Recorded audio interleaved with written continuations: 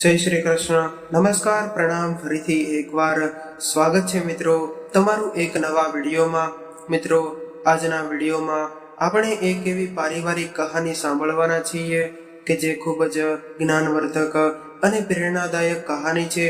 આ કહાની નાના મોટા દરેક વ્યક્તિએ જરૂરથી સાંભળવી, કારણ કે આ કહાનીના માધ્યમથી દરેકને ખૂબ જ સરસ શીખ મળવાની છે. તો મિત્રો, દરેક મા બાપ પોતાના પેટ પર પાટા બાંધીને પોતાના સંતાનોને ઉછેરે છે, તેમની બધી જ જરૂરિયાતોને પૂરી કરે છે, પરંતુ તેના સંતાનો બદલામાં સંતાનો તરફથી મા બાપને શું મળે છે એની અદ્ભુત સમજ આપતી આ કહાની છે.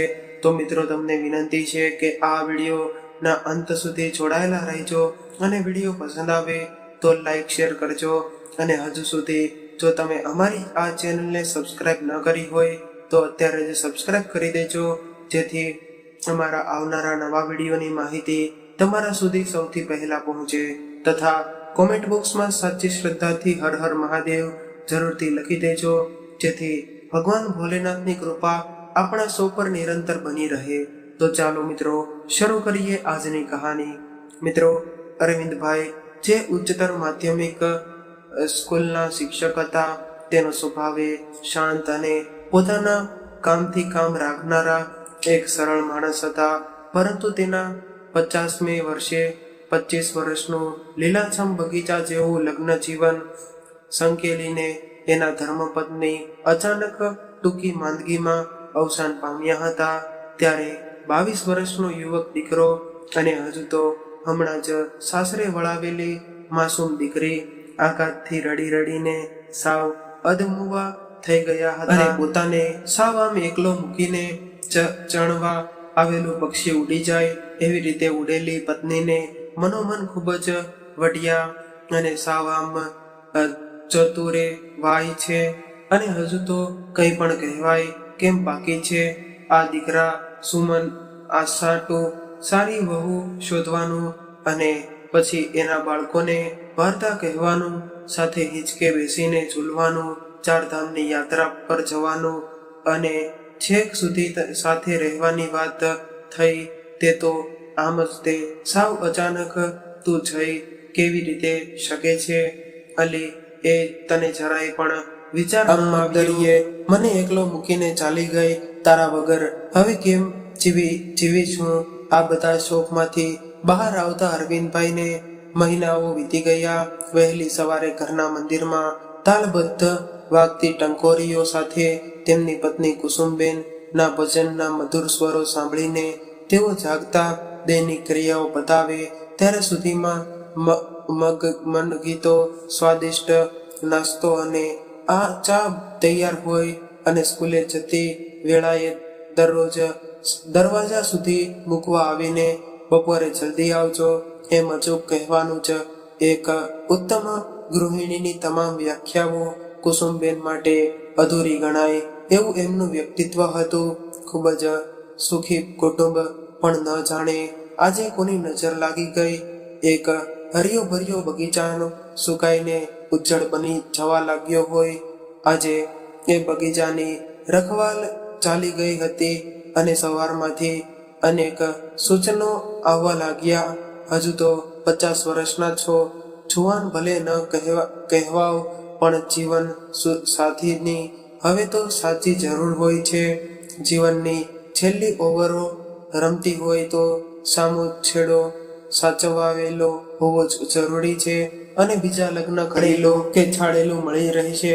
ઘરમાં કામ કોણ કરશે? હવે આ સુમન 22નો ટપી ગયો છે, અને પરણવા જેવડો કેમ ન કહેવાય. અને કુસુમબેન હોય તો તે ચાલે, પણ હવે ઘર સંભાળવાની જવાબદારી ખરીને સુમનને તો જે જ પરણાવી દેવાય. ના, એ બિચારો હજુ તો કોલેજ પૂરી કરી રહ્યો છે, અને હજુ ધંધાનું કંઈ ઠેકાણું નથી. એમ તે કંઈ છોકરાને વળી પરણાવી દેવાય તો હશે, અને હવે એને ધંધાની શું જરૂર છે? તો એ એમની વાડીએ જતો રહે છે, એ ખેતીવાડી જ સંભાળશે, બીજું કાંઈ કરે તેમ નથી. તે ત્યારે અરવિંદભાઈને શું કરવું અને શું ન કરવું એ કંઈ સમજાતું ન હતું. અરવિંદભાઈ પાસે 25 વીઘા જમીન હતી. શેરડી અને શાકભાજી સારી આવક આપતા હતા અને સુમનને ખેતીનો ખૂબ જ શોખ હતો. કોલેજ જવા કરતાં તેને વાડીએ જવું ખૂબ જ ગમતું હતું. એટલે જ તે સુમન એગ્રીકલ્ચર બીએસસી કર્યું હતું અને સવારે વહેલો ઉઠીને એ વાડીએ જતો રહેતો અને ઓર્ગેનિક વેજીટેબલ્સનો એણે ખાસો બિઝનેસ પણ વિકસાવ્યો હતો. અને સગા વહાલા 7 દિવસ શોક મનાવી સૌ પોતપોતાના સંસારમાં લીન થઈ ગયા અને અરવિંદભાઈ એ 1 વર્ષ જેમ જેમ કરીને ખેંચી કાઢ્યો અને રોજ બાપ દીકરો સવારે વહેલા ઉઠીને તૈયાર થઈ જતા સુમન વાડીએ અને અરવિંદભાઈ સ્કૂલે જતા રહેતા અને સુમન તો છેક સાંજે જ ઘેરે આવતો. બપોરનું બહાર અને સાંજે જાતે રસોઈ કરીને બાપ દીકરો ચલાવી લેતા. આવું ક્યાં સુધી ચાલે? પોતે ફરી પરણવું કે દીકરાને પરણાવવો એ કડમથડ ખૂબ જ ચાલી. આખરે સુમનને પરણાવીને સાસરનું ગાડું માર્ગે તો ચડાવ્યો. પણ અરવિંદભાઈની મુશ્કેલીઓ હવે હજુ શરૂ થઈ હતી. સવારે એમને સમયસર શાળાએ પહોંચવા વહેલા ઉઠવું પડતું. વહુ નહોતી ત્યારે તો એ જાણે ચા પાણી અને નાસ્તો બનાવી લેતા. સુમનને પરણાવ્યા પછી થોડા દિવસ વિચાર્યું કે હજુ તો નવી વહુ છે એટલે વહેલી ના ઉઠે. એટલે એમણે જાતે જ સવારનું ટાઈમ ટેબલ યથાવત રાખ્યો. પણ 6 મહિના પછી પણ હાલત એની એ જ રહી ગઈ. મોડું મન રાખીને અરવિંદભાઈએ વહુ કે દીકરાને વહેલા ઉઠીને ચા નાસ્તો બનાવી આપવાનું કહ્યું નહીં. અને સુમનને તો વાડીએ જવાનું હોય એટલે એને સમયની કોઈ પાબંદી હતી નહીં.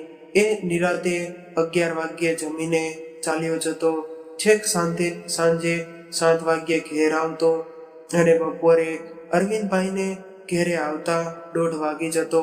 બપોરની રસોઈ તો સવારે 10 સાડા 10 વાગ્યે જ બનતી હતી, કારણ કે સુમનને જમીને જ જવું હોય.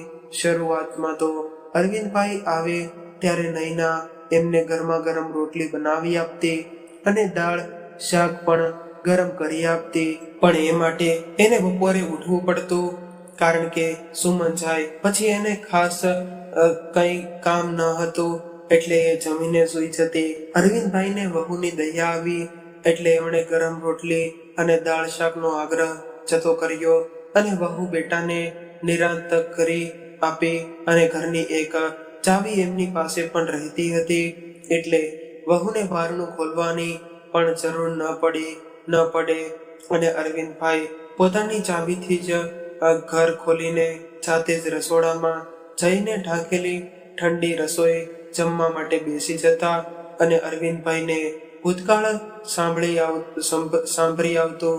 અને કુસુમબેન હતા ત્યારે દરરોજ પોતાને પાણીનો ગ્લાસ ધરીને કહેતા કે આવી ગયા, લ્યો પાણી લ્યો અને હાથ પગ ધોઈને ફ્રેશ થઈ જાઓ, પછી આવો, તમારા માટે સલાડ કાપીને ફ્રીજમાં મૂક્યું છે, એ હું ટેબલ પર મૂકું છું, સલાડ ખાવ ત્યાં સુધીમાં ગરમા ગરમ રોટલી ઉતારી આપું છું. આજે ખૂબ જ પીરિયડ હતા કે થાકી ગયા હશો ને, સલાડ ખાવ ત્યાં સુધીમાં ગરમા ગરમ રોટલી ઉતારી આપું છું, થાકી ગયા હશો ને, જમીને પછી સૂઈ જાઓ નિરાતે, મેં એસી ચાલુ કરી દીધું છે, રૂમ ઠંડો થઈ ગયો હશે. અરવિંદભાઈએ પોતાના એ બેડરૂમના બંધ દરવાજા સામે જોયું. દીકરાની વહુ એ બેડરૂમમાં સૂતી હતી. એ વહુને પોતે સગી દીકરી માની હતી અને એની ઊંઘ ના બગડે એટલે આ ઠંડી રસોઈ પારણે જમી લેતા હતા. પણ એ વહુ સસરાને પિતા સમજતી હોય તો શું દીકરી પોતાના પપ્પા માટે ગરમ રોટલી કરવા પણ ઊભી ન થઈ શકે? બપોરે એસી રૂમમાં વહુ સૂઈ જ ગઈ હોવા છતાંથી એમણે બહાર હોલમાં સૂવું પડતું અને સુમનને ઘણીવાર બીજા બેડરૂમમાં એસી મુકાવી દેવાનું કહેલું, પણ એને જરૂરી લાગતું ન હતું.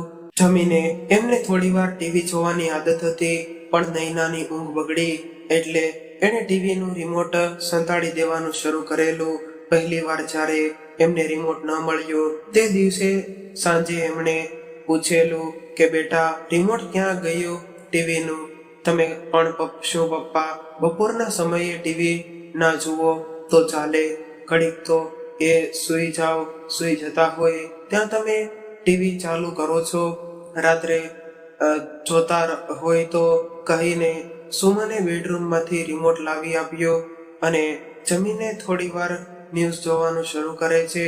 ત્યાં જ સુમન ફરી કહેતો કે પપ્પા તમે ન્યૂઝ પેપર તો વાંચો જ છો ને, તો અત્યારે નૈનાને એની સિરિયલ જોવાની છે. સારું બેટા, આ તો જરા અમસ્તું કંઈ નહીં, ચાલો હું જરા બહાર જઈ આવું છું.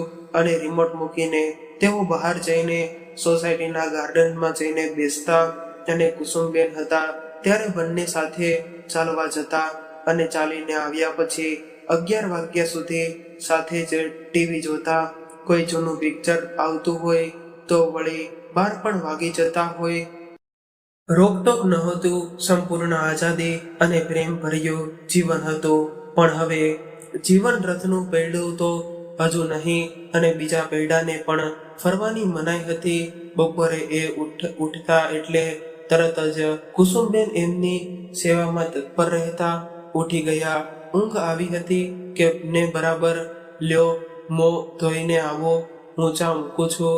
નૈનાને બપોરે ચા બનાવી ગમતી ન હતી. અરવિંદભાઈ 4 વાગ્યે ઉઠી જતા પણ નૈનાને 3 વાગ્યે એક્ટિવા લઈને શોપિંગમાં કે પછી પોતાની ફ્રેન્ડ સાથે પિક્ચરમાં કે પોતાના પિયરમાં આંટો મારવા જવાનું જ હોય. એટલે સવારની જેમ બપોરે પણ અરવિંદભાઈ જાતે જ ચા બનાવી લેતા. સુમન અને નૈના તેમની જિંદગીમાં ખૂબ જ મોજ મજા કરતા હતા અને પરસ્પરનો એમનો પ્રેમ જોઈને પોતાનો કોલેજ કાળ અરવિંદભાઈને યાદ આવી જતો અને ખૂબ ખુશ પણ હતા. દીકરા અને વહુનું પ્રેમાળ અને ખુશીઓથી હર્યું ભર્યું જીવન જોઈને કયો બાપ ખુશ ન થાય, એટલે એ બંનેને નડતર રૂપ ન થાય એનો શક્ય એટલો ખ્યાલ એ રાખવા લાગ્યા. બંને પિક્ચર જોવા ગયા હોય તો હોટલમાં જમીને આવતા, એટલે પોતે પણ ક્યારેક બહાર તો ક્યારેક જાતે રસોઈ બનાવીને જમી લેતા. નૈના એના પિયર મળવા ચાલી જાય ત્યારે સુમન ત્યાં જ જમવા પહોંચી જતો અને એ દિવસોમાં અરવિંદભાઈની વ્યવસ્થા તેમણે જાતે જ કરવી લેવી પડતી અને શરૂઆતમાં જ એમણે કહી દીધું હતું કે તમારે મારી ચિંતા કરવી નહીં, હું મારી બધી જ વ્યવસ્થા કરી લઈશ. એટલે હવે સુમન અને નૈના પપ્પા ક્યાં જમશે એ ચિંતા ક્યારેય કરતા નહીં. ક્યારેક અરવિંદભાઈને મજા ન આવે તો પણ કોઈ કશું પૂછવા વાળું હતું નહીં. ક્યારેક તબિયતને કારણે બહાર જમવા ન જઈ શકાય તો તેમ હોય તો જાણે કે પણ બનાવી શકાય તેમ ન હોય ત્યારે તેમણે ભૂખ્યા જ સૂઈ જવું પડતું.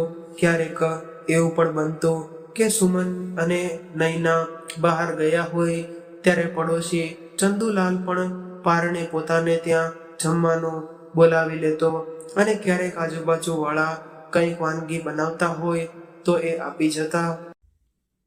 આ બધું નૈના જાણતી ત્યારે ખૂબ જ ગુસ્સે થતી. આજુબાજુમાં જમવા જાઓ છો તો પછી એ લોકોને કેવું લાગતું હોય એ તો એમ જ વિચારશે ને કે નૈના તો બસ રખડિયા જ કરે છે, પોતાના સસરાને જમવાનું પણ ધ્યાન રાખતી નથી. અમને ઊંડા ન લગાડે, તમારે કહેતા હોય તો અમે હવે તમારા જમવાના ટાઈમને ક્યાંક બહાર ના જઈએ, બીજું શું. હા પપ્પા, તમે એક બાજુ એમ કહો છો કે મારી ઉપાધિ ના કરતા અને પછી આજુબાજુમાં જમો, અથવા તો તમારી દયા ખાઈને જમવાનું આપી જાય તો અમારું કેટલું ખરાબ દેખાય. જરા વિચારો તો કરવો જોઈએ ને. તમારે નૈના સાચું જ કહે છે. સુમન નયનનો પક્ષ લઈને પિતા પર શબ્દ પ્રહાર કરતો, પણ એ તો એ લોકોનો પ્રેમ છે કે દીકરા, વર્ષોથી આપણે અહીંયા એકબીજાના ભાઈ ભાડુની જેમ એક પરિવારની જેમ રહ્યા છીએ. મારી મમ્મી હતી ત્યારે આ ચંદુલાલ અનેકવાર આપણા ઘેર જમ્યો છે એ તો તું ભૂલી ગયો, અને આપણા ઘરમાં જ્યારે તારી મમ્મી કંઈ પણ વાનગી બનાવે ત્યારે તું જ પહેલી 5 ડીશો દોડી દોડીને આજુબાજુમાં નહોતો આપી આવતો. પાડોશીઓને કહેવાય આમાં તમારું ખરાબ ક્યાં દેખાયું, એટલે એમને કે હું કોઈ દિવસ કાંઈ વાનગી બનાવીને આજુબાજુમાં આપતી જ નથી. મમ્મીજીએ આ ખોટી જ રીતે અપનાવેલી હતી. આપણે આપણા માટે બનાવવાનું કે આજુબાજુવાળા માટે. મને તો સાવ વિચિત્ર જ લાગે છે. નૈનાએ રડવા જેવું મોં કરીને કહ્યું, પણ તમે કોણ કાંઈ કહે છે? તને લોકો સાવ ખોટી માથાકૂટ કરો છો. હું પણ ક્યાં તમને કંઈ કહું છું? તમે બંને શાંતિથી તમને ફાવે તેમ કરો ને બેટા. બધા સમજે છે કે તમે હજુ હરવા ફરવા જેવડા છો, તો ક્યારેક વહેલા મોડું થાય એમાં કંઈ આભ નથી તૂટી પડવાનું. પણ મારી વાતો તો થાય જ તેને સોસાયટીમાં, તો પછી મારા જમવાના ટાઈમે ઘેરે આવવાનું જવું બીજું શું? વાત સમજવી જ નથી અરવિંદભાઈ કંટાળીને કહેતા જોઈને. સુમન હું કહેતી હતી ને, આપણે સાંજે તો ઘેરે આવી જ જવાનું. અમથા એમ કહે છે કે ફરો, પણ મનથી તો રાજીપો ના થાય હો. હા પપ્પા, નૈના સાચું કહે છે. તમે વહુ ખેલા દીકરા પાસે બીજી કોઈ દલીલ હતી નહીં કે નહોતી. નૈનાની પણ સમજવાની સમજણ, અને જે લાગે તે સાચું. બસ હું તમારી જોડે લમણા ચીક કરવા માંગતો નથી કહીને અરવિંદભાઈ દુઃખી થઈને બહાર ચાલ્યા ગયા. તે દિવસે નૈનાએ ડાચે ભરાઈને અરવિંદભાઈની રોટલી અને શાકમાં મુઠ્ઠી ભરીને મીઠું નાખી દીધું, અને અરવિંદભાઈ એક કોળિયો જમીને ઊભા થઈ ગયા. બહાર ચટપટા નાસ્તા કર્યા હોય એટલે ઘરનું ક્યાંથી ભાવે? આ ઉંમરે પેટ બગડે. હો પપ્પા, તમને એટલી તો ખબર જ હશે ને. વહુ પોતાને પરેશાન કરીને ઘરમાંથી દૂર કરવા માંગે છે. એ સમજી છતાં અરવિંદભાઈને વાર ન લાગી. એટલે આ શાક અને રોટલી તું ખાઈ છો તો તમને ભાન થાય કે મને શું ખબર છે અને શું નથી. મોંમાં આવેલ એ શબ્દો પેલા ખારા તૂતવા જેવા કોળિયા સાથે વળી ગયા અને બહાર ચાલ્યા ગયા. આમ ચાલતું જ હતું એમાં વળી એક નવી ઉપાધિ શરૂ થઈ. એક દિવસ સુમને કહ્યું, પપ્પા તમે બપોરે ઘેરે સૂવો ત્યારે મેઇન ડોર બંધ કરીને કેમ સૂવો છો? નૈના એકલી જ ઘેરે હોય છે. સોસાયટીમાં જેવી તેવી વાતો થાય છે, જાણે કે કોઈએ માથામાં હથોડો માર્યો હોય એમ આખો અંધારા આવી ગયા હોય. અરવિંદભાઈને, દીકરા આ શું બોલે છે તું? હું તારો બાપ છું અને તે પણ મારી દીકરી છે. બેટા હું ક્યાં કઈ કહું છું? આ તો એમ કે ઘરનું મેઇન ડોર ખુલ્લું જ રાખો તો સારું ને. સેફટી ડોર તો છે જ ને, એ લોક કરી દેવાનું. કોઈને શા માટે મોકો આપવો જોઈએ? તમે કેમ સમજતા નથી? સુમને ગુસ્સેથી થઈને કહ્યું. તે હવે તું મને સમજાવીશ એમ? કોણ છે એવું બોલનાર આ સોસાયટીમાં? જરા નામ તો આપ મને, એનું ડાચું તોડી નાખીશ. તારી મમ્મી નથી એટલે લોકો શું ગમે તે બોલશે. અરવિંદભાઈ તાળું ક્યાં? હવે કેટલાના ડાચા તોડવા જશો? એના કરતા ઘરનો ધનવાના પણ બારણું ખુલ્લું હોય તો મને ઊંઘ નથી આવતી બેટા. અને બપોરે વાહન આવતા જતા હોય એનો અવાજ પણ આવે કે નહીં? એમ કર, તને લોકો આ બીજા બેડરૂમમાં સૂવાનું રાખો એટલે હું શાંતિથી મારા રૂમમાં સૂઈ શકું. પછી ભલે આખું ઘર ખુલ્લું રહે, મને કંઈ વાંધો નથી. અરવિંદભાઈએ રસ્તો કાઢતા કહ્યું, પણ એ રૂમમાં ક્યાં એસી છે? અને હવે તમારે બેડરૂમમાં સૂઈને શું કામ છે? નૈનાએ વચ્ચે ચપલાવ્યું અને થોડીક તો શરમ કર બેટા. તું તારા પપ્પાને પણ તું આમ જ કહે, ખરી ભગવાન ન કરે અને તારા મમ્મી કાલે ઉઠીને ન હોય તો શું તારા પપ્પાને તું આવું કહીશ? અને અરવિંદભાઈ તું હૃદય વલોવાઈ ગયું હતું.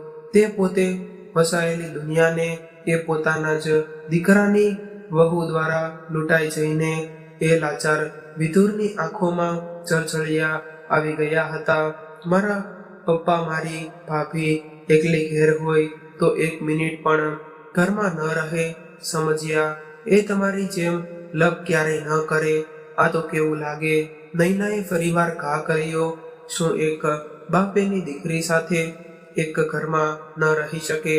એટલો બધો આ સમાજ અંધ થઈ ગયો છે જે એક શિક્ષકનું ચરિત્ર પણ નથી જોઈ શકતો. બેટા નૈના, તું મારી બીજા પુષ્પા જ છો. મારી પુષ્પા ભલે સાસરે ગઈ છે પણ તું મારી દીકરી જ છો બેટા. અને આ સોસાયટીમાં એક જણ મને ઓળખે છે. એ લોકો આપણને ખરાબ નજરે જોશે તે દિવસે આ સોસાયટી રહેવા લાયક જ નહીં હોય. દીકરા, સવાલ દરવાજો બંધ કે ખુલ્લો રાખવાનો નથી. સવાલ તમે લોકો એ ઊભો કર્યો છે તેનો એ છે કે સવાલ મારા ચરિત્રનો છે. હું અરવિંદ પટેલ મારા દીકરાની વહુ સાથે એકલો ઘરમાં રહું. તેથી શું લોકો ગમે તેમ વાતો કરશે? અરે જીવડા પડે એવા લોકોના મોંમાં રીબાઈને મરશે એવા લોકો. પ્લીઝ પપ્પા, નાની વાતને શું કામ મોટી બનાવો છો? નૈના સાચું જ કહે છે. તમે જરા દરવાજો ખુલ્લો રાખો તો શું વાંધો છે? અને બપોરે તમારે ઊંઘવું જરૂરી છે. સુમનનો ઝઘડો વધી જતા નરમાશથી કહ્યું, કાંઈ વાંધો નહીં બેટા, તમે મારાથી નૈના અસુરક્ષિત લાગતી હોય તો હવે હું તારી ગેરહાજરીમાં ઘેરે નહીં આવું. રહેગા બાંસ ન બજેગી બાંસુરી કહીને અરવિંદભાઈ ઘરની બહાર ચાલ્યા ગયા. ઝઘડાની શરૂઆત થાય એટલે તરત જ શરણાગતિ સ્વીકારીને એ બહાર ચાલ્યા જતા. નૈનાને એ બિલકુલ ગમતું ન હતું. એની ઈચ્છા અધૂરી રહેતી. પણ અરવિંદભાઈનો ચહેરો કોઈએ કોલસાથી કાળો મેશ કરી નાખ્યો હોય એવો થઈ જતો. પોતાના સામે લડીને શું મળવાનું છે? કોઈથી ન ડરનારો એ બહાદુર માણસ હતો. કોલેજ કાળમાં કુસુમનો પ્રેમ પ્રાપ્ત કરવા એણે આખા સમાજ સામે પાયો ચડાવી હતી અને વિદ્યાર્થીઓની છેડતી કરતા મલાવીઓને એક આડા હાથથી વળગાડીને ભોંય તળિયા ચાટતા કરીને દેનારો બહાદુર શિક્ષક હતો અરવિંદભાઈ. પણ ન જાણે કેમ એના વહાલા દીકરાની વહાલી વહુ એમની વેરી બની ગઈ હતી.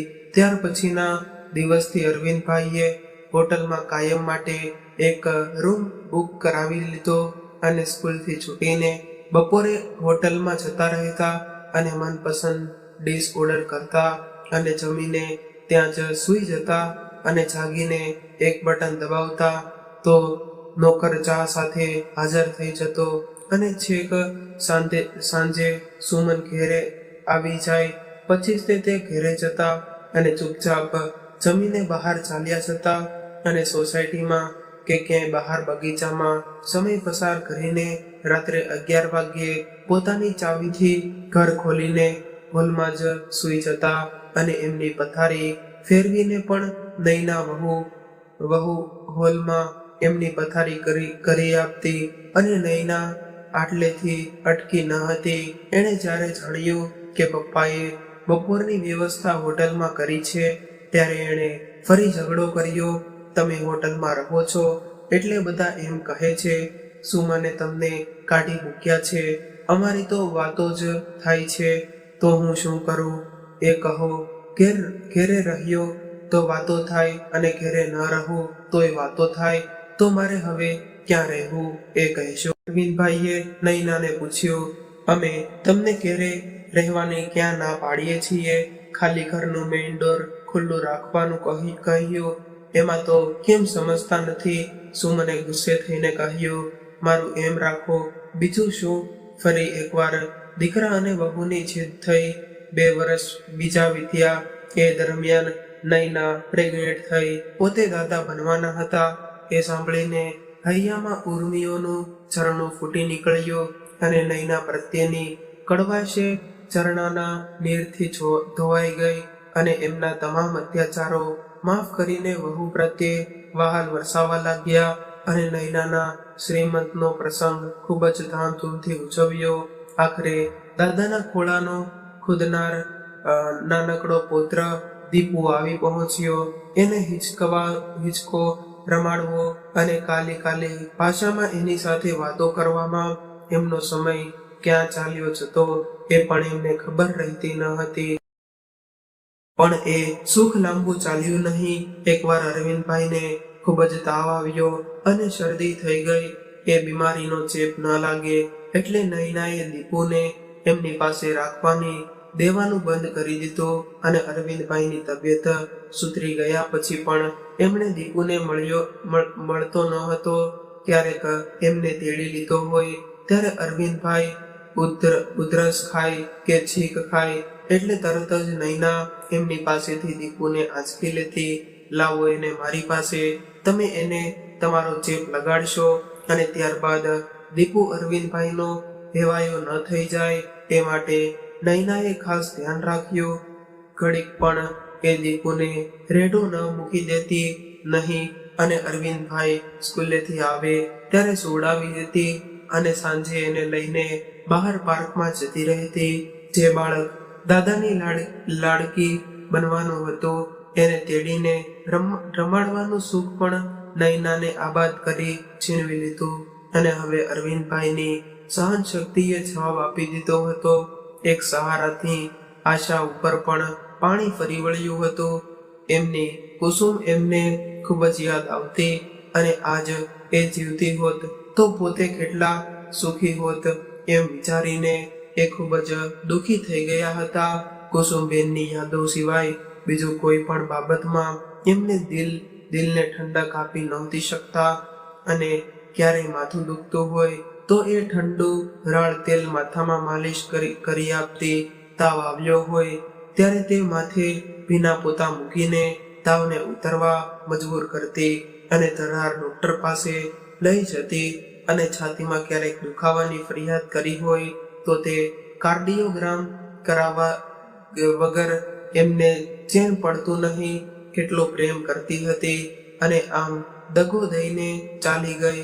અરવિંદભાઈની આંખોમાંથી એમની પ્યારી કુસુમની યાદો અશ્રુઓની ધારા બનીને વહેતી રહેતી અને કલાકો સુધી રડીને આખરે એ ઊંઘી જતા ત્યારે એમના સ્વપ્નમાં આવીને કુસુમબેન કહેતા, એ આમ મરદ થઈને રડવા શું બેઠો છો? દીકરાને બહુ વેરાન કરે છે એટલે આમ રોવા બેસાય. હોશિયાર છો, એના પગાર તો આવે જ છે ને અને હમણાં રિટાયર થશો પછી આખો દિવસ શું રડ્યા કરશો? બીજી બૈરું લાવતા નથી આવડતું. વહુ ઉઠીને તમને ઘરની બહાર રહેવાની ફરજ પાડે કેમ? તમારા દીપોડાને રમાડવા ન દે, તમે ઘરમાં એમની સાથે એકલા રહો તો એ આંગળીઓ ચીંધે એમ બાયલા બનીને આ બધું સહન શા માટે કરો છો? તમે કોના ધણી છો એ તો ખબર છે ને કે ભૂલી ગયા? કોઈનાથી સામી નજર પણ માંડી ન શકાય એવી કરાફાટ અને 50ને પાછા પાડે એવી મને તમને વશ કરી હતી. કોલેજમાં એ યાદ કરો, તમને મારા સમ છે. જો આમ મારી યાદમાં રડીને જીવન વિતાવો છો તો બીજું ઘર કરો તો જ મારા આત્માને શાંતિ મળશે. તમને આમ હેરાન થતા જોઈને હું ભટક્યા કરીશ. અરવિંદભાઈની આંખ ખુલી ગઈ. શું ખરેખર કુસુમ આવી હતી કે પછી મારી ભ્રમણા જ હતી? માત્ર વચ્ચે જ મને બીજું ઘર કરવા કહેતી હતી. કોલેજ કાળ દરમિયાન છોકરાઓને ચીડાવતી અને ગમે ત્યારે છોકરાઓના ટોળા વચ્ચેથી ચાલતી બોલ્ડ કુસુમ એમને યાદ આવી રહી હતી. અને મારું નામ તો કુસુમ છે પણ હું ટીસુમ છું એટલે આગીના રહેજો, નકર ઢીમ ઢાકી થઈ જશો એમ બોલીને એ રસ્તામાં ઉભેલા ગમે તેવા છોકરાને ધક્કો મારી દેતી. એની બહેનપણીઓ સાથે શરત લગાવીને કોઈ પણ છોકરાને તે ફસાવી દેતી. કોઈ શુક્લકડી જેવા સામે આંખ મારીને ફ્લાઇંગ કિસ આપતી. પહેલો મહિનો સુધી એમની આગળ પાછળ ફરતો. પછી કુસુમ એને અરીસો ગિફ્ટ બોક્સમાં પેક કરીને ભેટ આપતી. ઉપર વિથ લવ લખીને એ કુસુમને પ્રેમમાં પાડીને 10,000ની શરત જીત્યા પછી અરવિંદભાઈને સાચો સાચો પ્રેમ થઈ ગયો હતો. ઘર કુટુંબ અને સમાજની પરવા કર્યા વગર એમણે કુસુમને મંગળસૂત્ર પહેરાવ્યું હતું અને જીવનમાં ખૂબ જ ખુમારીપૂર્વક જીવ્યા હતા. પોતે શેરને માથે સવા શેર હતા એ કેમ ભૂલાઈ ગયું. કાલ સવારથી આ છોકરી મને સાવજની એની બોર્ડમાંથી બહાર કાઢી મૂકે અને હું શિયાળીના ની જેમ રડી રડીને રાત પસાર કરું. હું અરવિંદ પટેલ. અરવિંદભાઈની અંદરનો અરવિંદ જાગી ઉઠ્યો અને બીજા દિવસે સ્કૂલે જઈને આશાને પૂછી જ લીધું, આશા, મારા ઉજળી ગયેલા બાગની બહાર બનીને આવીશ. તું તારા જીવનમાં વ્યાપેલા અંધકારને હું દૂર કરીને તારા મયંક સાથે તને આપવાના તૈયાર છું. બોલ, શું કહે છે? અરવિંદભાઈ ગુજરાતી વિષયમાં એક એબીએડ હતા અને આ સાહિત્ય પ્રેમીનો પ્રિય વિષય હતો અને શેર શાયરીમાં પણ ઉસ્તાદ હતા. કુસુમને એ વિદ્યા વડે જ એમણે પરાસ્ત કરી હતી. આશા એમની સ્કૂલમાં જ શિક્ષિકા હતી અને એ પણ અરવિંદભાઈની જેમ એકલી પડી ગઈ હતી.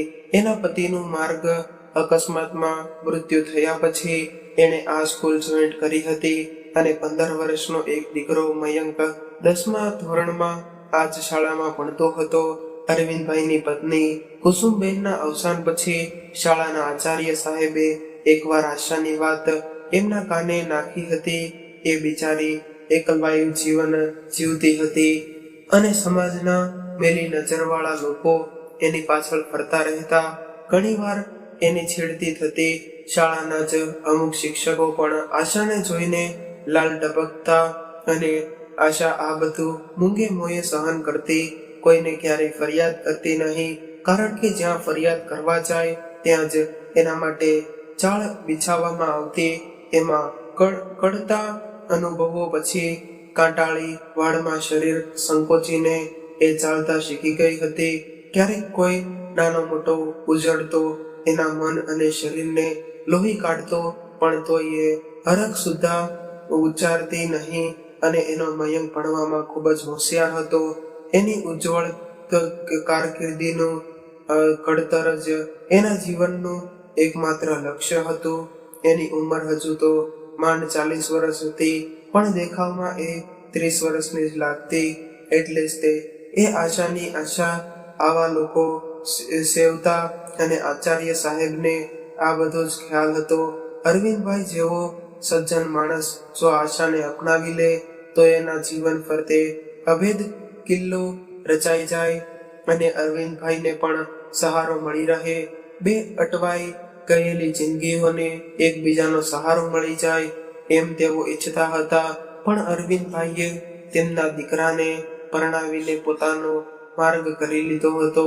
આશા પ્રત્યે એ ખૂબ જ સ્નેહભાવથી વર્તતા. ક્યારે એમને આશાને લોલુપ નજરે જોયું ન હતા અને આશા પ્રત્યે એમના દિલમાં કુણી લાગણી અવશ્ય હતી. ખૂબ જ માનવી અરવિંદભાઈને જોતી અને એક બીજા પ્રત્યે સદભાવ ધરાવતા લોકો ઝડપથી એકબીજાની નજીક આવતા હોય છે.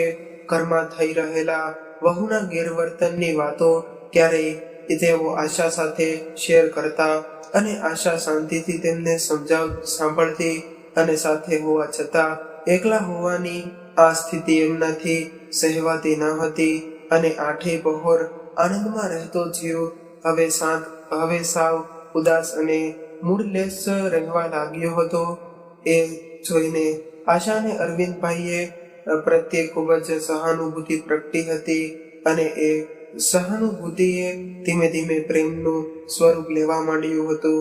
જ્યારે અરવિંદભાઈએ એમના બાગમાં બહાર બનીને આવવાનું આમંત્રણ આપ્યું, જાણે કે ત્યારે એ આભમાં ઉડવા વાળી પણ મયંકની યાદ આવતા જ એ ધરતી પર આવી ગઈ અને 15 વર્ષનો બાળક પોતાની માતા બીજા લગ્ન સ્વીકારી કરી શકે. આ લગ્ન એના માથામાં ધણની જેમ વાગ્યો અને એ ઘાથી પીડાએ અરવિંદભાઈની લગ્નની ઓફરને ઠુકરાવી અને આચાર્ય સાહેબે પણ આશાને ખૂબ જ સમજાવી. પણ એ ન માની. દીકરાના કુમળા મનને તડકે બાળીને એને છાંયડામાં આવી જવું ઠીક ન લાગ્યું, પણ અરવિંદભાઈના પ્રેમને એ ઠુકરાવી ન શકી. સમાજની શરમે, સમાજને છેતરીને, સમાજની વાડાબંધીમાં છીંડા પાડતો જ રહ્યો છે માણસ. બસ એ જ રીતે અરવિંદભાઈ અને આશા એકબીજાનો સહારો બની રહ્યા, અને આશા અને અરવિંદભાઈએ એકબીજાને સમાજથી છુપાવીને સહારો આપ્યો.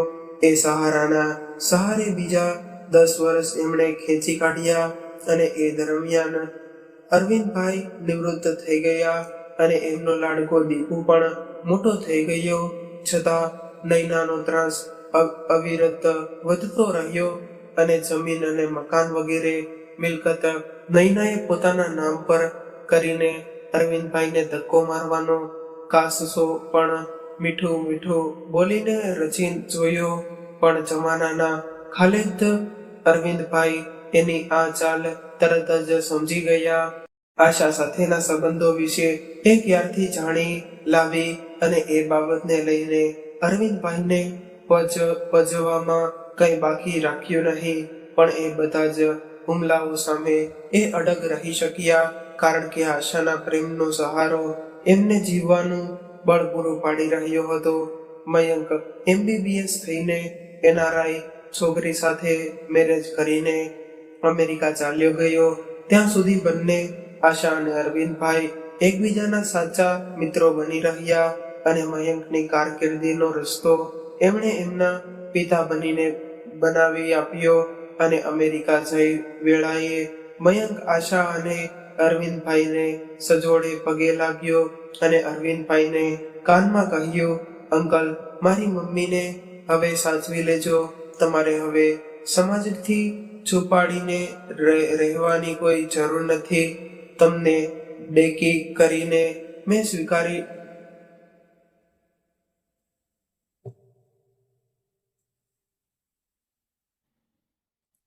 તમને ડેડી કહીને મેં સ્વીકારી લીધા છે. અને અરવિંદભાઈએ ઉમળકાથી મયંકને છાતી સરસો ચાંપી લીધો, અને થેન્ક્સ બેટા, તારી સમજણને ધન્યવાદ. મેં અમને ખૂબ જ મોટી ભેટ આપી છે. ત્યારબાદ ખૂબ જ અંગત મિત્રોની હાજરીમાં આશા અને અરવિંદભાઈએ વિધિવત લગ્ન કરી લીધા. આખરે સુમન અને નૈનાને બેસાડીને અરવિંદભાઈએ ધડાકા કર્યો કે બેટા, આ ઘર મારું છે, અને તું જે વાડીએ દરરોજ જાય છે એ વાડી પણ મારા બાપ દાદાઓએ મને વારસામાં આપી છે. તમને બંનેને પણ હું મારા જ માનતો હતો, પણ તમે લોકો મને તમારો માનતા નથી. મારે કેવી રીતે જીવવું જોઈએ, શું કરવું જોઈએ અને શું ન કરવું જોઈએ એ તમને પૂછવાની જરૂર નથી. એટલે 1 મહિનાની અંદર તમે લોકો તમારી વ્યવસ્થા કરી લેજો. હું અને તારી મમ્મી હવે અહીં રહેવાના છીએ, એટલે તમે લોકો જલ્દીથી તમારી વ્યવસ્થા કરી લેજો. સુમન અને નૈના કાપતો લોહી પણ ન નીકળે એવા થઈ ગયા, અને જડથી જેમ બંને અરવિંદભાઈને તાકી રહ્યા હતા. બેમાંથી એક પણ કંઈ પણ બોલી ન શકે તેવા હતા. એવી હાલતમાં એમના આ ધડાકાની સગા સંબંધી અને સોસાયટીમાં હડકંપ મચી રહ્યો, અને પુષ્પાને આ સમાચાર મળતા જ એ આવી પહોંચી. પુષ્પા અને જમાઈ અમેરિકા રહેતા હતા, અને પપ્પાની મેરેજના સમાચાર સાંભળીને એ ખૂબ જ ખુશ થઈ ગઈ, અને સુમનને દુઃખનો પાર નહોતો. અને પુષ્પાએ સુમન અને નૈનાને ખૂબ જ ખખડાવ્યા, અને પપ્પા પર વિતાવવા કંઈ પણ બાકી નહોતું રાખ્યું. એ જાણીને દીકરીનું હૈયું ભરાઈ આવ્યું, અને એણે અરવિંદભાઈના નિર્ણયને યોગ્ય ઠેરાવ્યો. નૈનાના બારી વહાણ ડૂબવા લાગ્યા, અને અરવિંદભાઈના પગ પકડીને એ માફી માંગવા લાગી. નવી મમ્મીને સ્વીકારીને બંનેની સેવા કરવાનું પણ વચન આપી દીધું. ચમત્કાર વગર આ દુનિયામાં નમસ્કાર નથી થતા. દીકરી, મારે હવે તમને અહીંથી કાઢી મૂકવાની કોઈ જરૂર નથી, પણ એક વાત તો ખરી જ કે જો આ પ્રોપર્ટી તમારા નામ પર હોત અને મારી કોઈ આવક ના હોત તો મારે ઘરડા ઘરનો જ રસ્તો લેવો પડતો હોત ને. ના હો, હું તમને ઘરડા ઘરમાં તો જવા જ ન દેત. તમે ઘરડા ઘરમાં હોય તો મારે લડવું કોની સાથે, એમ કહી નૈના હસી પડી. એના એ લુખ્ખા હાસ્ય પાછળ એક હારેલા યોદ્ધાનો નિરાશ ચહેરો જોયો. અરવિંદભાઈએ એક તૂટી પડેલું અને ડૂબવા જઈ રહેલું વહાણ દુનિયારૂપી દરિયાના ઉછળતા મોજાઓ ઉપર સડસડાટ દોડવા લાગ્યું અને પોતાના ઉજળી ગયેલા જીવનના બગીચાને અરવિંદભાઈએ બાગબાન બનાવીને એને આશા નામની બહાર લાવીને નવ પલ્લવી કરી દીધો. તો મિત્રો, આ કહાની વિશે તમારા અભિપ્રાય કોમેન્ટ બોક્સમાં જરૂરથી જણાવજો. અને કહાની પસંદ આવી હોય તો વિડીયોને લાઈક કરી અને શેર પણ કરજો. તેમજ તમે આવી અવનવી કહાની સાંભળવા માંગતા હોય તો આ ચેનલને સબસ્ક્રાઇબ જરૂરથી કરી લેજો. તો ચાલો મિત્રો, હવે ફરી મળીશું એક નવી કહાની સાથે. ત્યાં સુધી તમામ મિત્રોને જય શ્રી કૃષ્ણ, રાધે રાધે, હર હર મહાદેવ. આ કહાનીને પૂરેપૂરી સાંભળવા માટે તમારો ખૂબ ખૂબ આભાર.